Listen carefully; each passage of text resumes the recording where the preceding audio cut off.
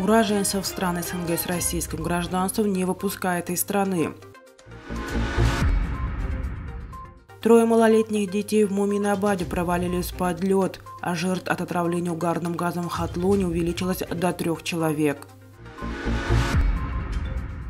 В Иране задержаны таджикистанцы по подозрению в терроризме. В Стамбуле прошли массовые акции протеста у посольства Швеции, вызванного сожжением Корана.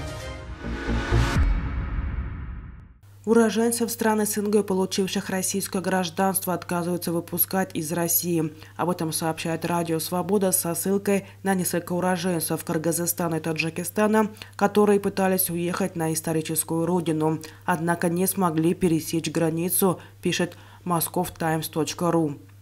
Российские пограничники довольно вежливо объяснили мне, что вы включены в мобилизационный список. Это закон, и вы не имеете права выезжать за границу до 12 февраля, рассказал один из собеседников издания.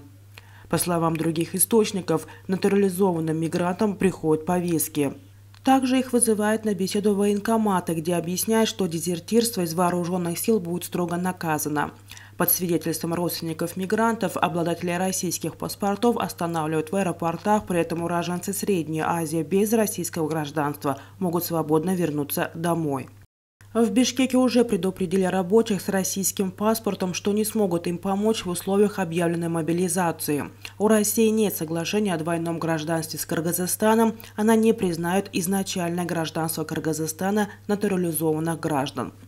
Неизвестно, сколько натурализованных российских граждан уже призваны в армию и участвуют в войне в Украине. Глава Следственного комитета России Александр Бастрыкин заявил 13 января, что натурализованные граждане должны воевать в Украине.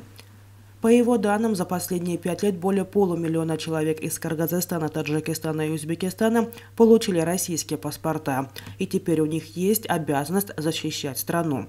Он также предложил ввести упрощенную процедуру получения гражданства Российской Федерации участвующим в войне мигрантам.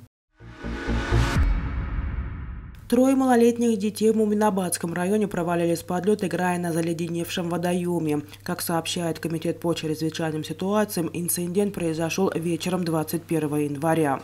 Примерно в 17:30 трое маленьких мальчиков, жители села Гарабдара сельского Джемуата Балху Муминабадского района Хатлонской области, во время катания на заледеневшем искусственном водоеме села провалились в воду, сообщает ведомство. Все трое умерли от переохлаждения, их тела из воды вытащили жители села и передали правоохранительным органам. Помимо этого, число скончавшихся от отравления угарным газом в Хурасонском районе Хатлонской области увеличилось до 3 человек. В больнице скончалась женщина. Все скончавшиеся члены одной семьи из кишлака Гульрез. Трагедия произошла 18 января в семье Шамсуло Махмадова. В результате вдыхания дыма от угля, который разжигали в печи доме, погибли сам Шамсуло и его 5-летний сын. Его супруга и еще один ребенок были доставлены в больницу. Врачи оценивали их состояние как тяжелое. 20 января, как передает радио Зоди, в больнице скончалась и жена Махмадова. По данным источников радио, врачи борются за жизнь второго ребенка, состояние которого все еще остается тяжелым. Ежегодно с приходом холодов жители села в Таджикистане отапливают свои жилища при помощи угля, и несоблюдение правил безопасности часто приводит к трагическим результатам.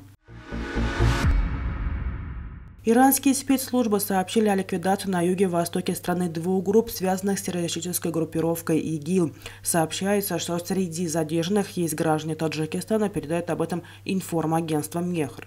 Террористы планировали совершить акты нестабильности в юго-восточной провинции Систан и Белуджистан, говорится в заявлении разведывательного управления провинции. В нем также говорится, что группы получали приказы от представителей региональной сети в западных и арабских странах, а также Израиля, а их членами были граждане разных стран, в том числе Таджикистана. Одной из целей был захват в заложники иностранных граждан и бизнесменов в Чабахаре. Признания, сделанные членами группы, среди которых есть афганские и таджикские граждане, показывают, что у них были обширные планы по подрыву безопасности на юге-востоке страны, говорится в заявлении. О том, сколько таджикистанцев были задержаны, не сообщается. За последнее время Иран уже 2-й раз обвиняет таджикистанцев в терроризме. У Генерального консульства Швеции в Стамбуле прошла масштабная акция протеста, во время которой турецкие активисты демонстративно сожгли шведский флаг. После сожжения государственного флага Швеции участники митинга молились, читая Коран, передает Т-24. Акция стала ответом на провокационные действия ультраправого датского политика и адвоката Расмуса Палудена, который возглавляет также антиисламскую партию «Жесткий курс». Он публично сжег экземпляр Корана перед посольством Турции в Стокгольме. После этого Турция отменила запланированный на 27 января визит министра обороны Швеции. Власти Швеции надеялись убедить Анкару поддержать заявку страны на вхождение в НАТО.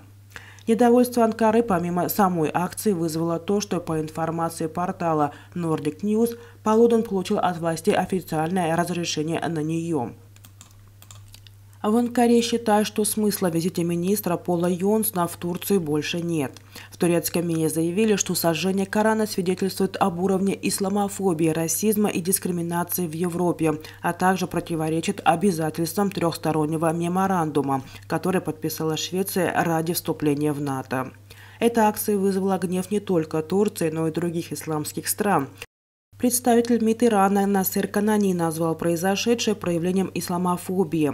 К сожалению, некоторые европейские страны пользуются свободой самовыражения как предлогом для попустительства действий экстремистских элементов, сказал он. А глава Чечни Рамазан Кадыров пригрозил вечным проклятием сжегшим Коран в Стокгольме.